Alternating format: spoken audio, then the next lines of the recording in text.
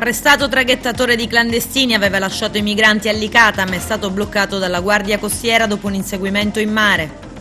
La Sicilia pronta in caso di una seconda ondata di contagi da coronavirus, raddoppiati i posti di terapia intensiva. Si può andare in discoteca o a fare l'aperitivo e viene negato ai devoti di San Calogero di recarsi al santuario per far benedire il pane. Torre Salsa Siculiana, riserva naturale, stato di degrado ed abbandono, stessa sorte per Maddalusa d'Agrigento, candidata al luogo FAI.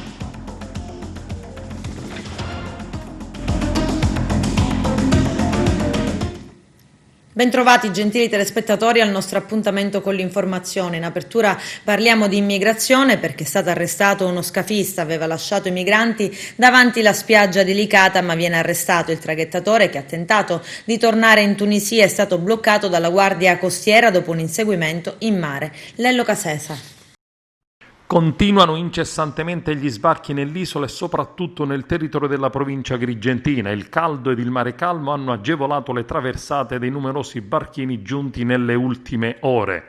A Licata la Guardia Costiera è riuscita a bloccare una barca che aveva consentito lo sbarco di 70 migranti, già scappati e ricercati dalle forze dell'ordine. Lo scafista che ha lasciato l'imbarcazione è stato immediatamente arrestato.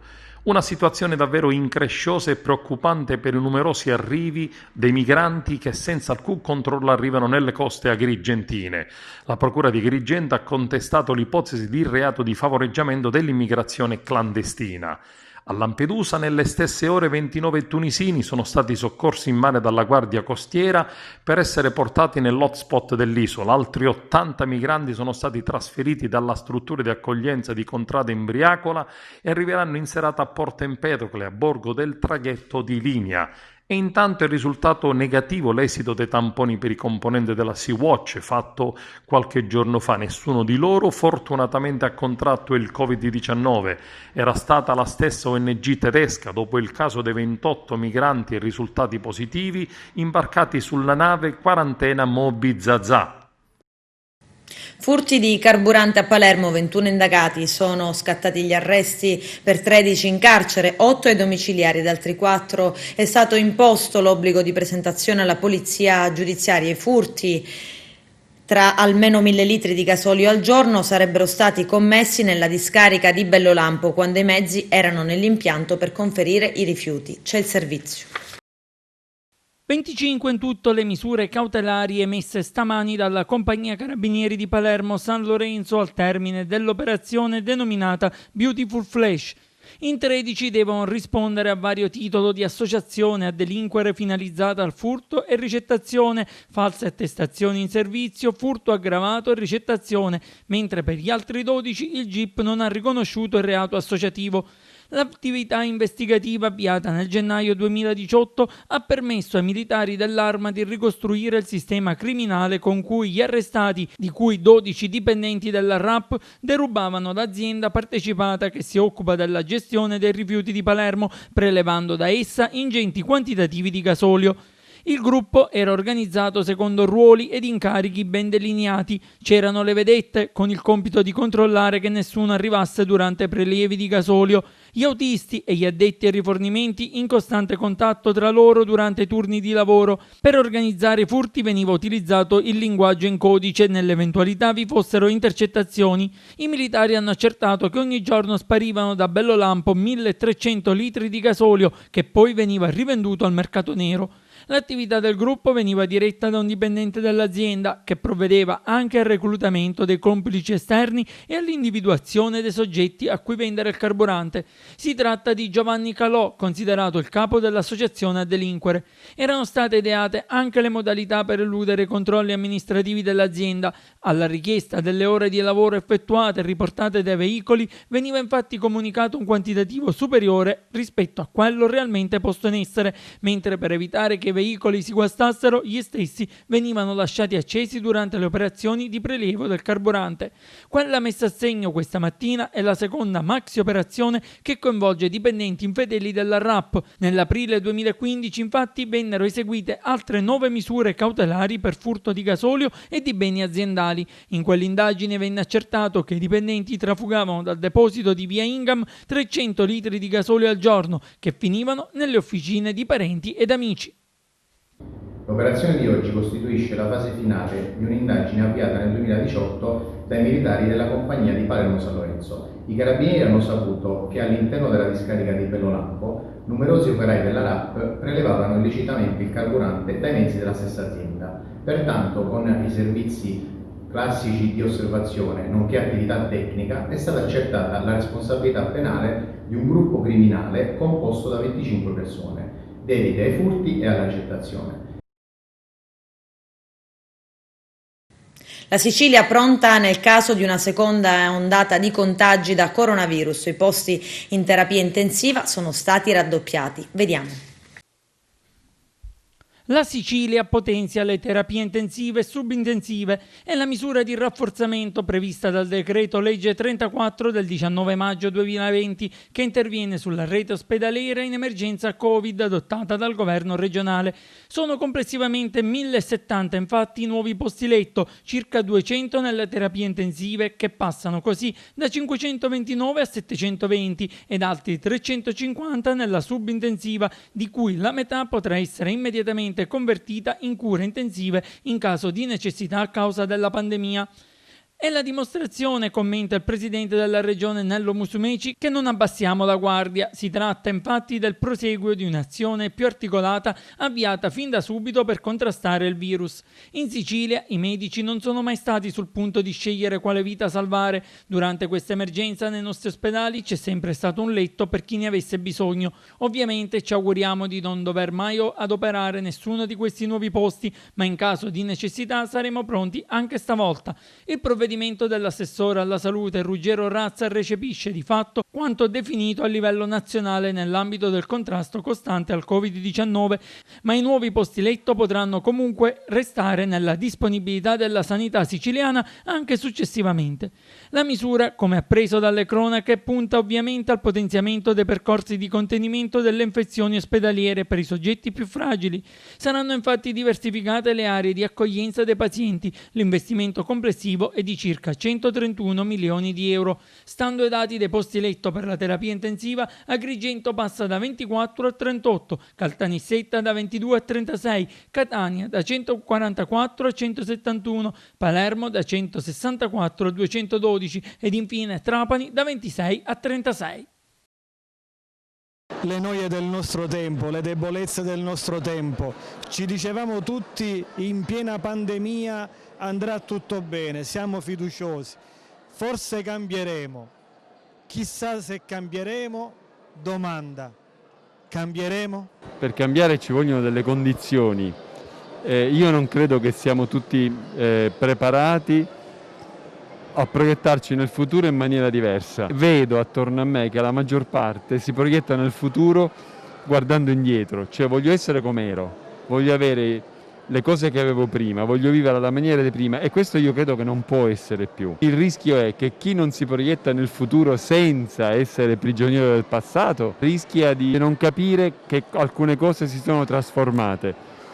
Forse non dal punto di vista della salute, perché i medici ci arriveranno, ma si sono trasformate dal punto di vista economico-sociale e chi non ha la capacità di entrare in nuovi moduli perché si userà di più internet, perché ci saranno più ristrettezze, perché il modo di lavorare, i posti di lavoro cambieranno, chi rimane troppo legato al passato e non guarda veramente al futuro non è nelle condizioni di cambiare. Forse i più giovani non lo so, altri avranno più inventiva e forse questi sono i più preparati, quelli che guardano con speranza e direi si gettano nel futuro. Questi forse un po' più riusciranno.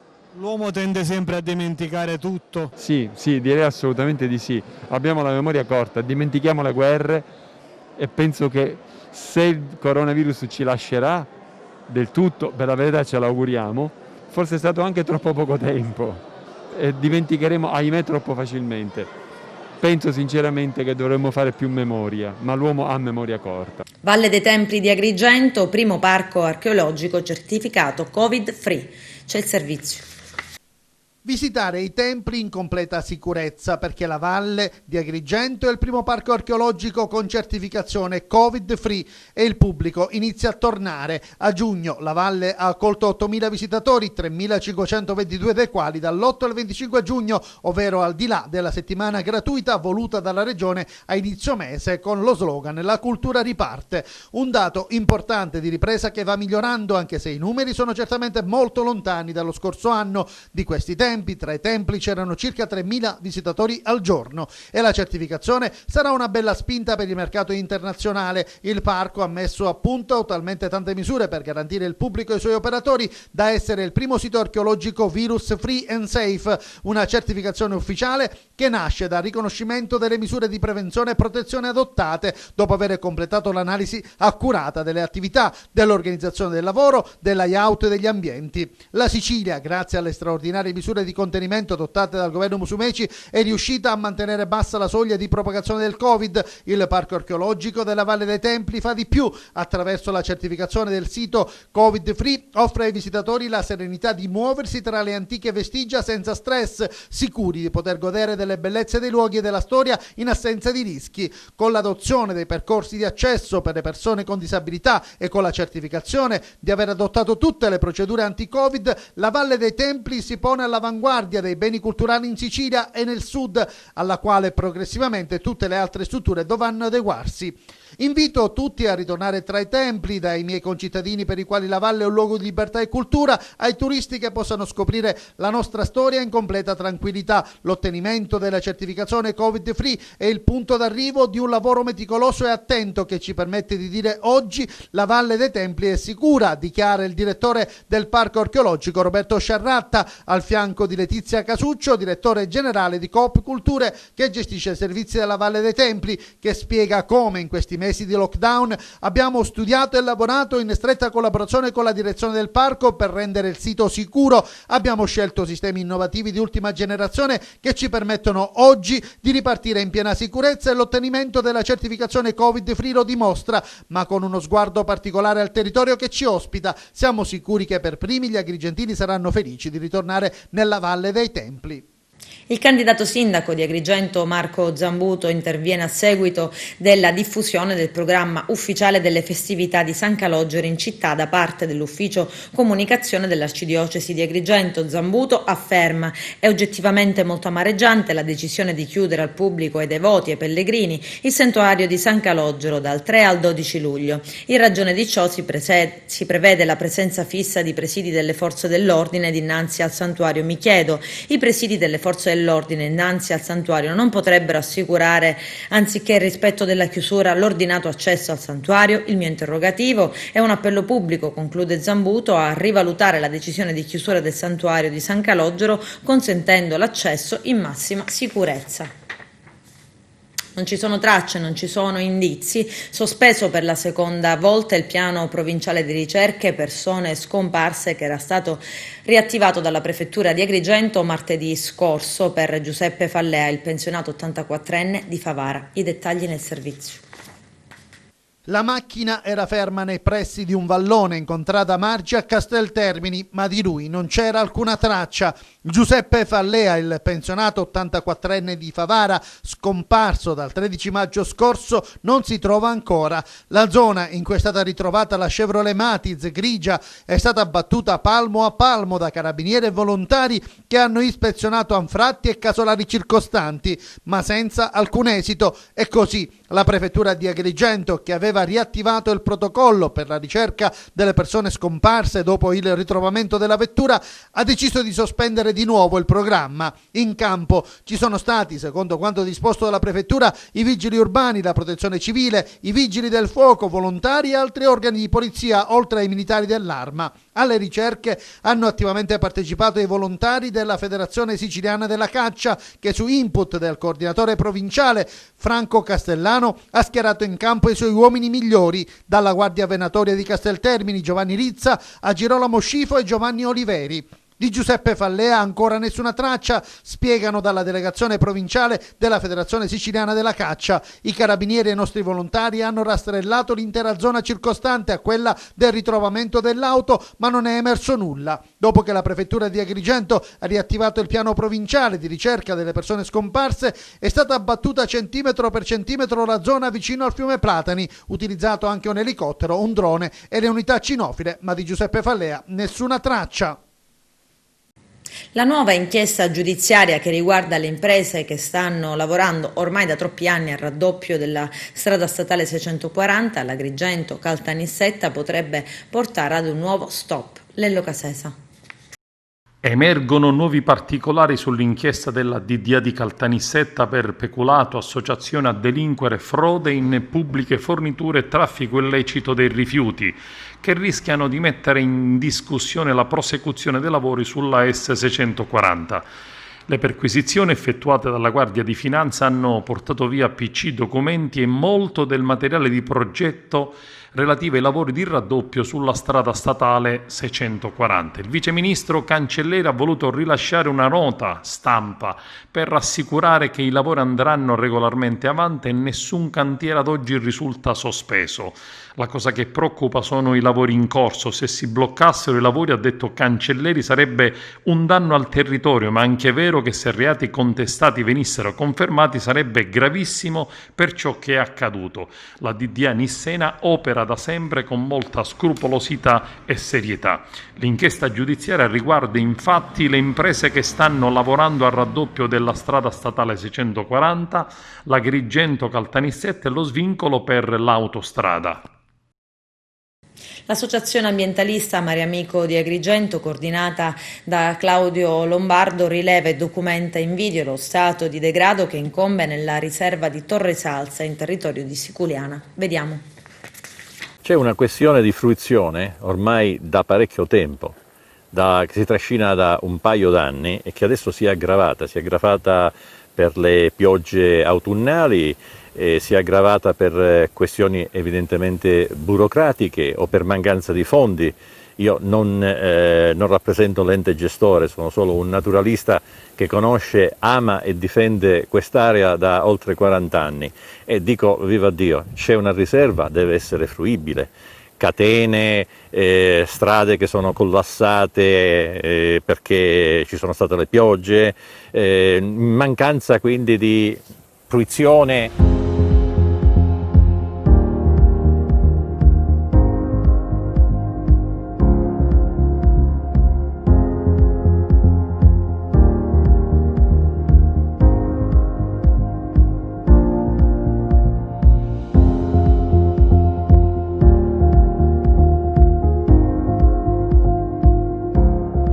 Ci sono delle criticità che vanno affrontate subito.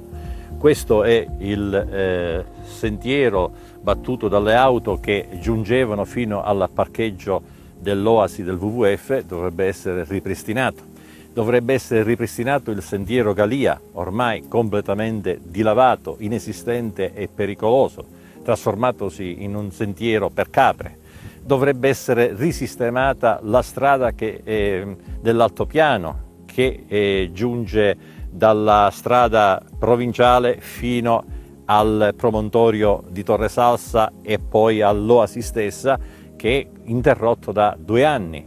Altra questione che sollevo è il parcheggio che porta alla spiaggia di Cannicelle, che è ora dissodato e la strada per arrivarci non esiste più. Il sentiero a mare ci vuole il macete. E la riserva deve essere fruita.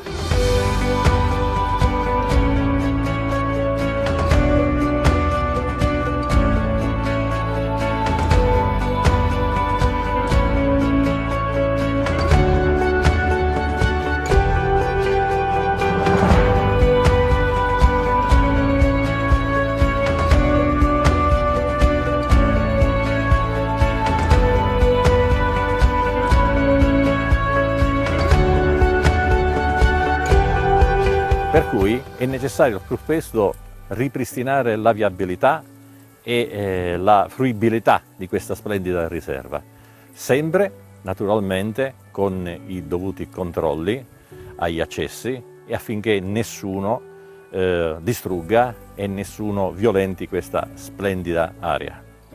Oggi, se qualcuno volesse visitare la riserva, non può farlo, è assolutamente isolata, né dal mare né da terra, cioè non è visitabile.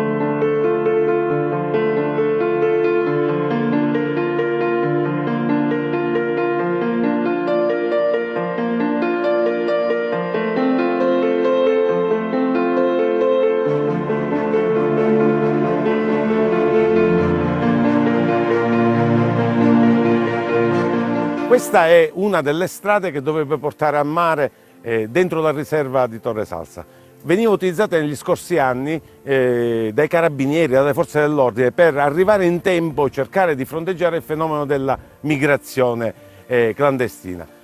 Oggi non è possibile, come vedete queste strade non esistono più e ci vuole più di un'ora, per i carabinieri impiegano più di un'ora dal comune alla spiaggia per raggiungere i migranti arrivati. Ovviamente non trovano nessuno perché già in un'ora gli hanno dato un vantaggio incolmabile.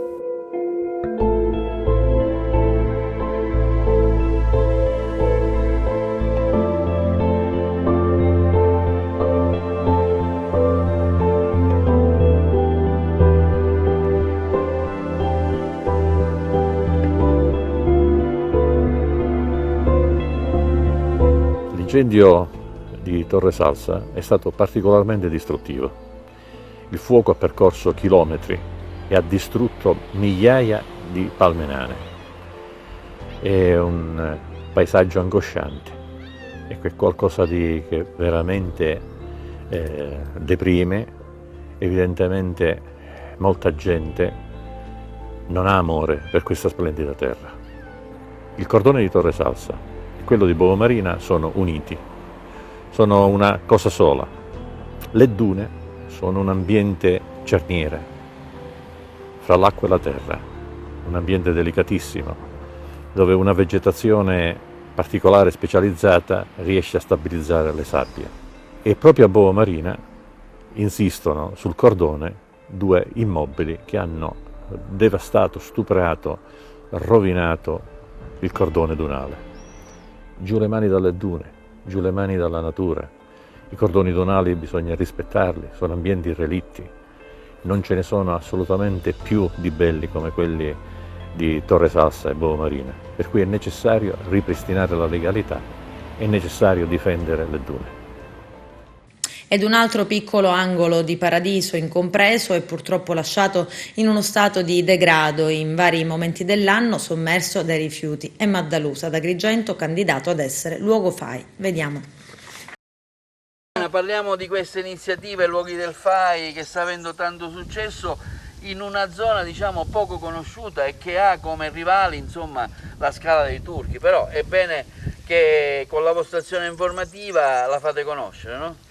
Sì, ci siamo attivati appunto su Maddalusa per proteggere una zona naturalistica che è molto bella, però purtroppo abbandonata nel degrado, e quindi già ci sono stati degli eventi, si è costituito un comitato, i ragazzi dell'associazione Trinacria hanno creato un evento per pulire la spiaggia, insomma ci sono stati degli interventi importanti e naturalmente il fatto di consigliarlo, di votare Maddalusa come luogo del cuore FAI è un modo per porre l'attenzione su questo posto che è veramente incantevole ma spesso purtroppo troppo trascurato.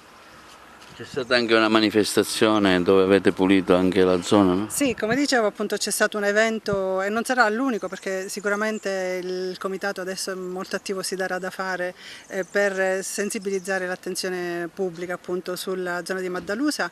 C'è stato anche Etano Aronica, il nostro attore famoso, insomma di fama notoria insomma un po' in tutta Italia, che ha fatto da testimone alla zona di Maddalusa, che è una zona a noi cara insomma, per tutti gli agrigentini, per tutti i salleonini, come insomma a me piace definirmi, è una zona di forse andrebbe valorizzata di più considerando le sue origini. Sì, perché ha tanto di naturalistico ma anche di storico, perché la foce del fiume, c'era l'antico emporio romano, insomma è una zona che offre tanto dal punto di vista artistico, culturale, perché come dicevamo si affaccia sulla Vigata di Camilleri ma anche sulla Caos di Pirandello, è una zona naturalistica di grande bellezza bellezza e dal valore storico-culturale importantissimo. Fontes Episcopi, una bella dimora nella campagna di Aragona, accoglie i visitatori delle giornate FAI. Il nostro direttore Arturo Cantella. Anche ad Aragona le giornate del FAI, con l'apertura delle Fonte Episcopes, una villa donata dal barone Ignazio Genuardi a figlio Gerlando, 1 o 2 giorni che ha registrato un'alta affluenza di persone, un buon viatico per il dopo Covid-19, la ripresa del turismo, uno degli obiettivi che il FAI Italia si è proposta con queste iniziative. Siamo con Maurizio Tedesco, custode di Casa Genuardi Fontes Episcopi. Maurizio, Fontes Episcopi apre le porte al Fondo Ambiente Italiano. Oggi ho il piacere di aprire le porte di Fontes Episcopi. Il Fontes Episcopi è una casa di insediamento rurale di proprietà del barone Genuardi. È stata la casa adottiva del figlio Gerlando, che era un mistico, un uomo che non amava la mondanità, ma ha vissuto per un lungo periodo a meditare in questa zona. Poi è stato eletto primo vescovo di Acireale, per cui continuò la sua opera meritoria e ricordato l'uomo dell'amore per 25 anni ad Acireale, dove fondò tutti gli istituti religiosi, come il Pennisi eccetera, anche la cattedrale di Acireale. Fontes è una casa che per me rappresenta un salotto del territorio. Per me è stato un percorso molto bello nel ricercare tutti gli indizi storici di questa bellissima casa nel territorio aragonese. È un percorso perché abbiamo nato dall'amore di un posto che era stato trascurato dalla storia affascinante. Il consuntivo è sicuramente positivo. Devo dire che si sono composte bene le due scelte, le due ville Genuardi, una con uno sguardo prevalentemente storico e poi invece siamo oggi a Fontes Episcopi, e quindi questo rapporto tra natura e salute, e quindi chi ha avuto la possibilità anche di venire per 2 giorni sono certo che si sarà trovato bene. Noi siamo convinti che paesaggio, ambiente e natura siano collegati, e per questo ringrazio tutti coloro che sono venuti, ma anche il FAI che ha deciso di fare questo investimento sulle giornate FAI all'aperto. È vero, un periodo difficile abbiamo trascorso, però io parlerei adesso di nuovo inizio.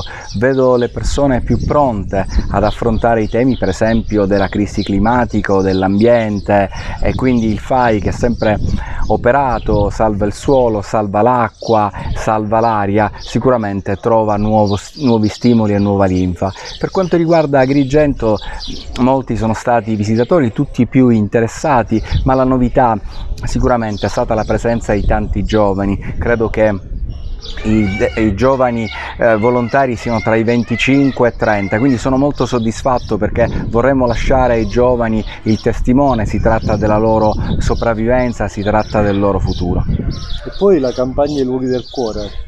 La campagna I luoghi del cuore devo dire che sta andando molto bene ad Agrigento, o come ovviamente in Sicilia. Al 7° posto stamattina, con oltre 4.000 voti, ho trovato ancora la Scala dei Turchi, il luogo in cui noi abbiamo investito. Abbiamo realizzato la demolizione appunto di 2 immobili e il Belvedere, ma poi stanno andando benissimo gli altri siti come la Lucchesiana, il Teatro Andromeda, la Casa Sciascia e la festa delle tradizioni popolari indicatoci dalla provincia. Ma devo dire sono tanti i siti e vi invitiamo a continuare a votare, perché oggi ci fermiamo, noi riprendiamo con le giornate FAI d'autunno, ma la campagna I luoghi del cuore durerà fino al 15 dicembre. Siamo con l'assessore Maria Grazia Licata. Assessore, l'amministrazione comunale di Aragona insieme al FAI per la promozione del territorio, per la promozione di Aragona. Sì.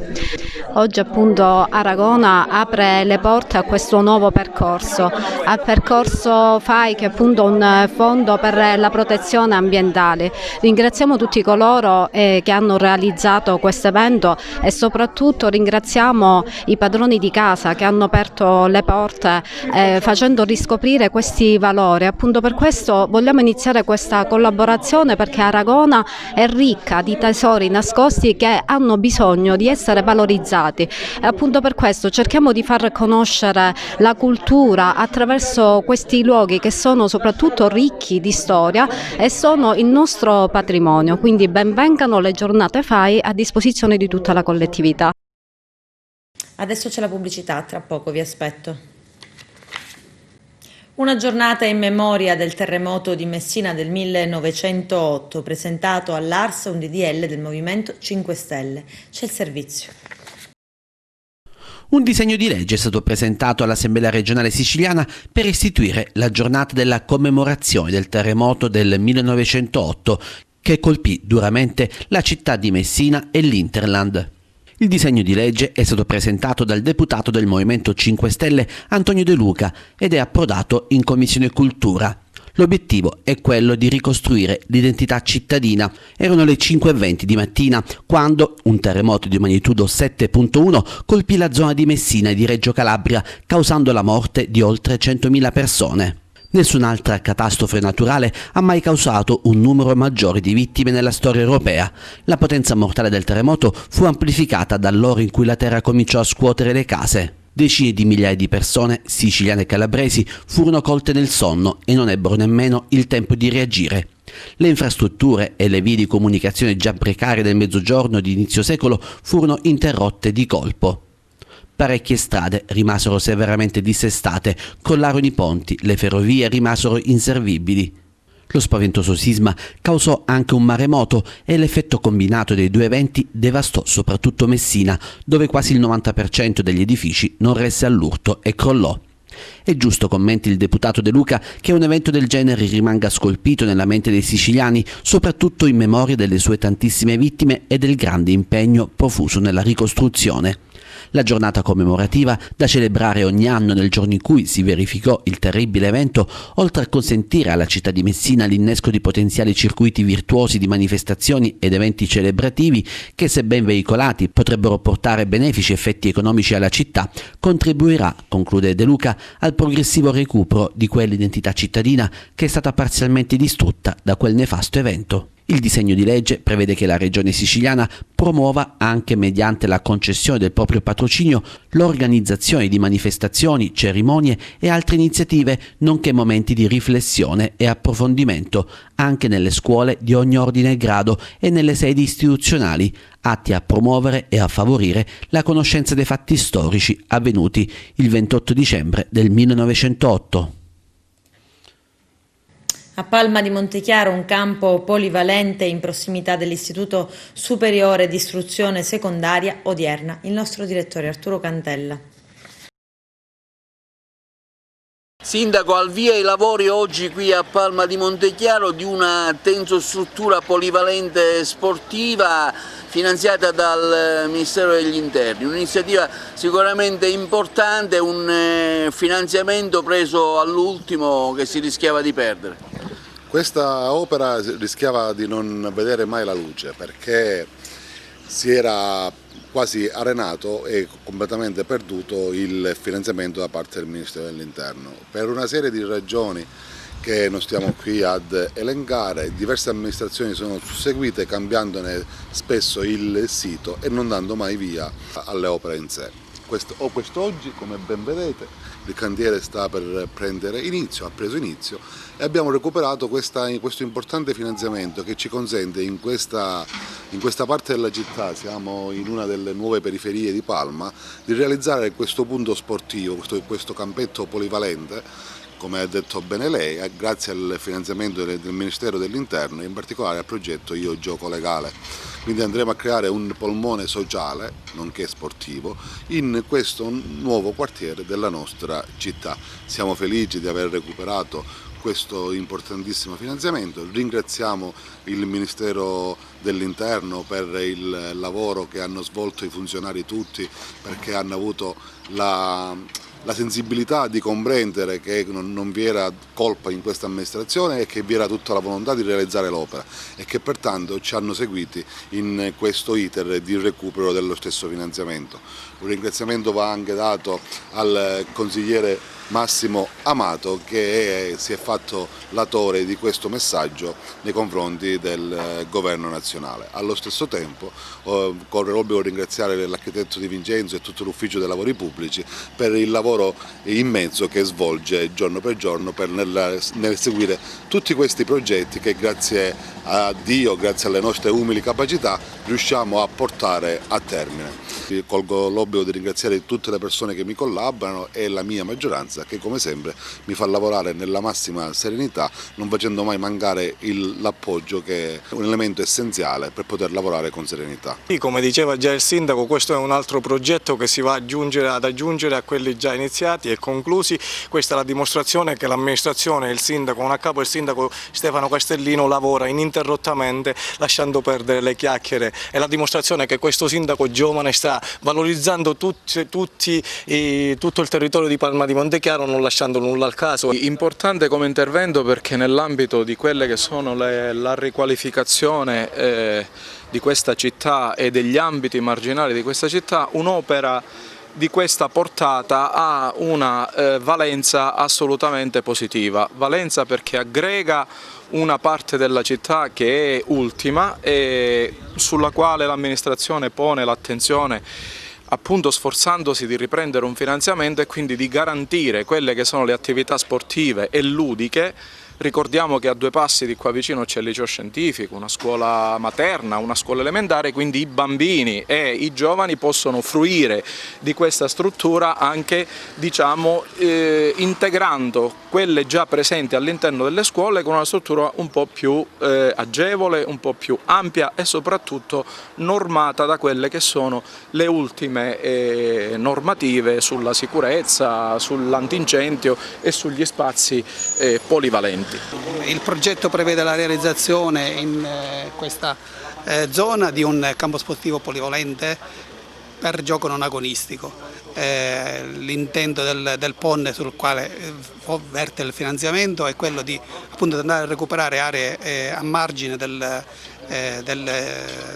popolazione, dei paesi, e con questo intervento penso che si andrà a valorizzare questa zona che ne aveva bisogno, perché è già urbanizzata. Abbiamo iniziato i lavori grazie all'amministrazione che ha avuto, diciamo, attività per fare questo progetto e speriamo di consegnare in tempo, come d'altronde è nei nostri programmi. La consegna è prevista a 45 giorni dalla consegna dei lavori, quindi subito, dico, nulla togliendo, nulla diciamo, agli imprevisti che possono avere i cantieri. Speriamo di finire in tempo, anzi prima del tempo utile. Calcio, parliamo delle promozioni, scopriamo chi fa il salto di categoria nel servizio di Carmelo Lentini. Le prime e seconde classificate del campionato di terza categoria vengono promosse direttamente in seconda. Infatti, in considerazione dell'interruzione forzata delle competizioni sportive della LND, non verranno disputate le gare di play-off. Per quanto riguarda il girone di Agrigento, ottengono il salto di categoria la Virtus Favara e il Campobello 1979. Con lo stesso metodo di valutazione, in prima categoria salgono le prime 2 classificate della seconda e nel caso del girone E, composto da compagini agrigentine e nissene, vengono promosse 2 squadre della provincia di Caltanissetta. Si tratta di Sommatinese e Don Bosco Mussomeli. Per quanto riguarda l'organico del campionato di promozione, vengono promosse in tale torneo le società prime classificate nei 7 gironi del campionato di prima categoria, mentre i rimanenti 3 posti saranno decisi nelle gare spareggio tra le società vincenti i relativi play-off di ogni girone. Nel girone G l'unica promossa al momento è l'Atletico Gorgonia della città di Devia. Salendo di categoria, dalla promozione arriva in eccellenza l'Unitas Sciacca, cui si potrebbe aggiungere anche la Folgore di Castelvetrano. A questo punto, salvo capovolgimenti dell'ultima ora, se tutto dovesse rimanere tale e quale, il prossimo campionato d'eccellenza del Girone A vedrebbe ai nastri di partenza ben 17 squadre. Esattamente Canicattì, Acregas, Profavara, Unitas Sciacca, Marsala, Geraci, Parmonfal, Sporting Vallone, Castellammare, San Cataldese, Mazzara, Cefaledium, Monreale, Don Carlo Misilmeri, Oratorio, Marineo, Cussi Palermo e Folgore Onorio. Sono ore di trepidante attesa per i tifosi del Canicattì Calcio, per i dirigenti del club biancorosso, per l'ufficializzazione dell'ammissione al campionato di Serie D. I dettagli nel servizio. L'attesa sta diventando estenuante, passano i giorni ma nessuna decisione è stata ancora comunicata al Canicattì Calcio sull'eventuale ammissione del club biancorosso al campionato di Serie D. Prima il 20 giugno, poi il 25, fino a giungere ad oggi. Sono giorni di grande fibrillazione per la dirigenza, per i calciatori e per i tifosi racinari. La Lega Nazionale Dilettanti dovrà pronunciarsi anche per mettere fine a questo stillicidio di notizie che, tra conferme e smentite, tra indiscrezioni e veline, sembra allontanare la quarta serie dalla città dell'Uva Eppure la scorsa settimana sembrava fatta, la dirigenza era pronta a festeggiare, ma diceva il presidente Angelo Licata: non lo facciamo per scaramanzia. Noi siamo pronti per affrontare un campionato di Serie D, ha detto il vicepresidente del club biancorosso Faustino Giacchetto, anche per le notizie che erano circolate e che hanno poi trovato conferma nella classifica per meriti sportivi stilata a livello nazionale, che vedeva il Canicattì al 7° posto. Praticamente sarebbero entrati nel campionato di quarta serie perché due società campane che hanno acquisito il diritto a disputare la Serie D hanno fatto una fusione e si è liberato un posto, e quel posto spetta alla nostra società, ma ancora tra rinvii e decisioni non ne prese, attendiamo di conoscere cosa ne sarà del nostro futuro, conclude Giacchetto. I tifosi però fremono. Il più accanito, Rino Bancheri, lancia strali dal suo account Facebook: abbiamo diritto alla Serie D, nessuno ce la può togliere, e Serie D sia. Qualche dirigente si è spinto oltre, come il direttore sportivo Alessandro Avarello, che ha affermato che la società è pronta a ricorrere anche alla giustizia sportiva e ordinaria per rivendicare un diritto acquisito che nessuno può togliere al Canicattì. Insomma, la situazione è molto rovente. Il problema di fondo resta comunque l'impianto sportivo, perché la società non ha uno stadio omologato per la quarta serie nazionale. La società ha in gestione il Carrotta Bordonaro di Canicattì, che non è dotato di manto erboso. Entro l'anno dovrebbero iniziare i lavori di adeguamento, ma lo stadio potrebbe essere pronto tra 2 anni. Nel frattempo il Canicattì ha disputato i 2 ultimi campionati di eccellenza allo stadio Saraceno di Ravanusa, che per poter essere utilizzato per la Serie D dovrebbe essere adeguato. Questo non preoccupa né la società né l'amministrazione comunale di Ravanusa, che attraverso il sindaco Carmelo D'Angelo si è detta disponibile ad iniziare i lavori per l'omologazione dell'impianto sportivo di via Olimpica. Nuovi nidi di tartaruga caretta a caretta in Sicilia. Vediamo. Sale a 12 il numero di nidi di caretta a caretta gestiti dal WWF in Sicilia. Lieta scoperta per Lisa Zocco, che sulla spiaggia di Marina di Modica ha notato l'escursione a terra di una tartaruga marina e ha immediatamente avvisato Antonietta Iacono, la quale ha segnalato la cosa al gruppo di volontari che con lei accompagnano i nidi di Sampieri e Modica nell'estate 2019 fino alla schiusa di metà ottobre. Giunta sul posto, la biologa marina Oleana Prato, volontaria WWF, ha verificato la presenza delle uova e avviato la messa in sicurezza dell'area.